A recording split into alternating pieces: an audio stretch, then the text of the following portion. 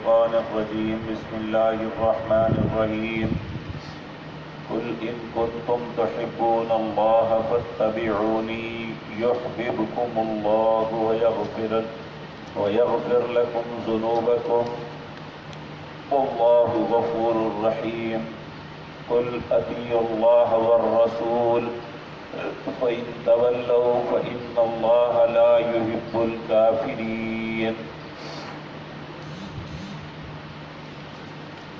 حضرات محترم، یہود کا دعویٰ تھا کہ نحن ابناء اللہ و احباؤہ، ہم اللہ کے بیٹے بھی ہیں اور اللہ کے محبوب بھی ہیں۔ محبوب اس شخصیت کو کہتے ہیں جس سے دوسرا محبت کر رہا ہو۔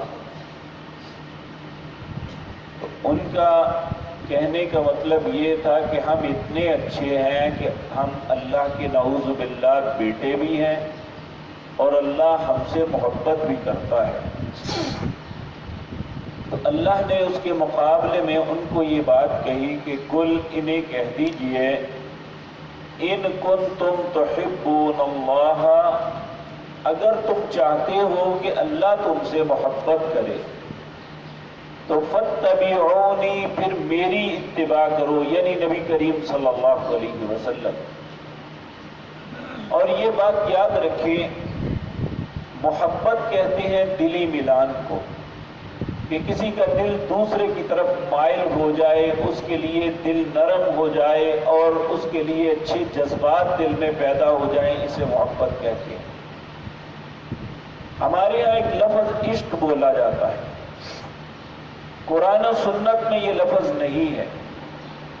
یہ ہمیشہ انسان اپنی زندگی میں اس لفظ کو اتنے اچھے معنی میں نہیں لیتا، اور نہ ہی اس وقت اس کے خیالات یا اس کے دل کے ملان اچھے ہوتے ہیں جب عشق ہو کسی کے ساتھ۔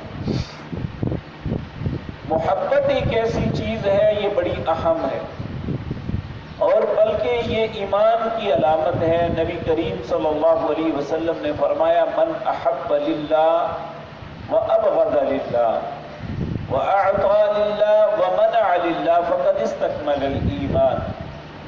جس نے کسی سے محبت کی تو اللہ کے لیے، اب اللہ کے لیے محبت گندی نہیں ہو سکتی۔ اللہ کے لیے جو محبت ہوتی ہے اس میں انسان کے ذہن میں برائی کی سوچ نہیں ہوتی، بلکہ خالصتاً انسان اس وجہ سے کرتا ہے کہ وہ اس میں کوئی اچھائی دیکھتا ہے۔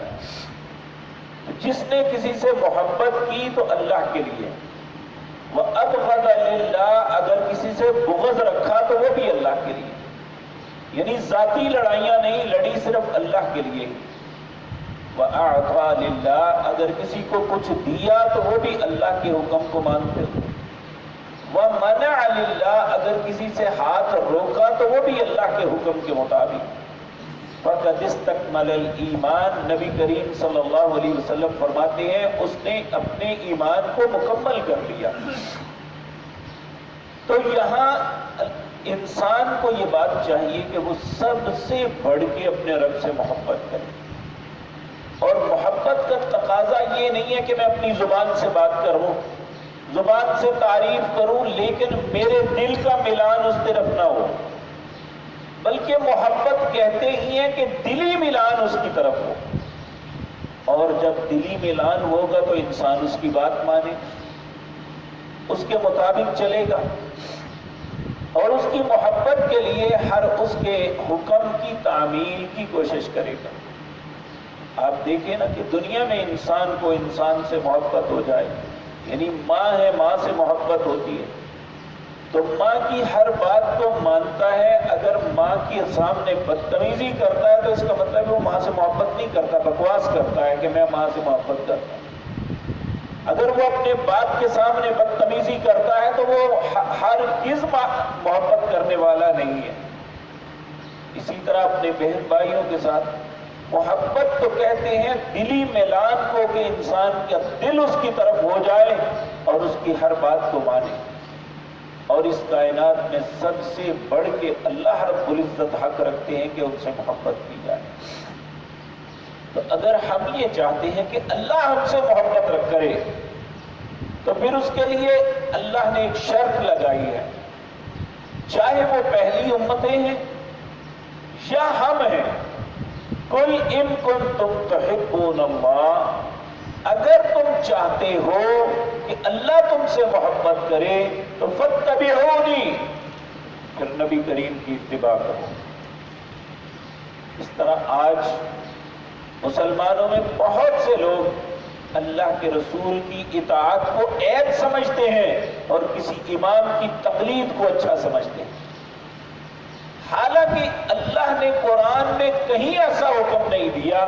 جہاں بھی حکم دیا ہے اللہ کے رسول کی اطاعت کا حکم دیا ہے. اور کچھ ایسے بد نصیب بھی ہیں، وہ یہ کہتے ہیں کہ اللہ کی بات تو مانیں گے، رسول اللہ کی بات نہیں مانیں گے. یہ رد ہے ان کا اس آیت میں کہ اگر تم چاہتے ہو کہ اللہ تم سے محبت کرے اور تم اللہ سے محبت کے دعوے کی وجہ سے یہ کہتے ہو کہ اللہ کی بات صرف ماننی، یاد رکھیں اللہ کی بات بھی ماننی ہے، اور جو نبی کریم کہتے ہیں وہ بھی اللہ ہی کی بات ہے. اس لیے اللہ کہتے ہیں اگر تم چاہتے ہو کہ تمہارا رب تم سے محبت کرے تو فاتبعونی، میری اتباع کرو. جو آپ کہتے ہیں وہ لے لو. دوسرے مقام سورۃ حشر میں فرمایا وَمَا آتَاكُمُ الرَّسُولُ فَخُذُوهُ وَمَا نَهَاكُمْ عَنْهُ فَانْتَهُوا، جو اللہ کے نبی دیتے ہیں وہ لے لو، جس سے روکتے ہیں رک جاؤ. اور ایک گروہ نیا بھی پیدا ہو گیا جس نے کہا اللہ کی بات تو مانیں گے، رسول اللہ کی بات نہیں مانیں گے. ان کا بھی رد ہے. اور نبی کریم صلی اللہ علیہ وسلم نے 1400 سال پہلے فرمایا تھا ایک وقت آئے گا ایک پیٹ بھرا شخص تکیے سے ٹیک لگائے ہوئے یہ کہے گا بڑے تکبر کے ساتھ ہم اللہ کے حلال کو حلال مانتے ہیں، اللہ کے حرام کو اور کسی چیز کو نہیں مانتے. لیکن آپ نے فرمایا مجھے اللہ نے اس کی مثل ایک اور چیز بھی دی ہے، جو میں تمہیں حلال یا حرام کہتا ہوں یہ بھی اللہ ہی کا حکم ہوتا ہے. وَمَا يَنطِقُ عَنِ الْهَوَىٰ إِنْ هُوَ إِلَّا وَحْيٌ يُوحَىٰ. اور جن لوگوں نے عبداللہ چکڑالوی کو دیکھا ہوا ہے وہ کہتا ہے بالکل نبی کریم کے اس پیشین گوئی کی مصداق تھا یہ بندہ. اس نے یہ بر صغیر کے اندر لوگوں کو یہ طرح دی کہ حدیث رسول اللہ کی سنت کوئی چیز نہیں، نعوذ باللہ، صرف قرآن ہی ہے.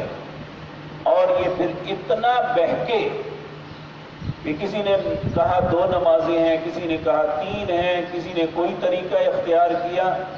یاد رکھیں قرآن کو، اللہ کے احکامات کو اگر سمجھنا ہے تو رسول اللہ کی اطاعت ضروری ہے. رسول اللہ صلی اللہ علیہ وسلم کے حکم کو ماننا یہ ضروری ہے. اور اللہ نے اپنی محبت مشروط کر دی اس بات سے کہ فاتبعونی، تم نبی کریم کی اتباع کرو. تو پھر کیا ہوگا؟ اللہ 2 انعام دیں گے. پہلا انعام یحببکم اللہ، اگر تم رسول اللہ کی اطاعت کرو گے تو اللہ تم سے محبت کرے گا. وَيَغْفِرْ لَكُمْ ذُنُوبَكُمْ، دوسرا انعام یہ دیں گے کہ اللہ تمہارے گناہوں کو معاف کر دے. انسان کے لیے یہ 2 ہی بہت بڑے انعام ہیں کہ اللہ اس سے محبت کرے اور اللہ اس کے گناہوں کو معاف کر دے. اللہ ہمیں بھی اس بات کی توفیق عطا فرمائے کہ ہم اللہ کے نبی صلی اللہ علیہ وسلم کی اطاعت اور فرما برداری میں اپنی زندگی بسر کریں. واللہ غفور الرحیم، اللہ بخشنے والے مہربان ہیں. پھر اللہ فرماتے ہیں قل، انہیں کہہ دیجئے اطیعوا اللہ والرسول، اللہ کی اطاعت کرو اور اس کے رسول کی اطاعت کرو. فإن تولوا، اگر دونوں میں سے کسی کا انکار کرو گے پھرو گے تو فإن اللہ لا يحب الکافرین، اللہ کافروں سے محبت نہیں کرتا. یعنی ہم اگر رسول اللہ کے حکم کا انکار کریں تو کفر ہے، اللہ کے حکم کا انکار کریں تو کفر ہے. جس طرح اللہ کے حکم کا انکار کفر ہے، اسی طرح رسول اللہ صلی اللہ علیہ وسلم کے حکم کا انکار کرنا بھی کفر ہے. اور اللہ جو کفر کرتا ہے اس سے محبت نہیں کرتا. اور اللہ ہم سب کو اتباع کی، فرما برداری کی، آپ کے حکم کے مطابق چلنے کی توفیق عطا فرمائے۔ اسی میں ہماری کامیابی ہے، اور اللہ رب العزت ہم سب کو ناکامی اور نامرادی سے محفوظ رکھے۔ اقول قولی ھذا واستغفر اللہ۔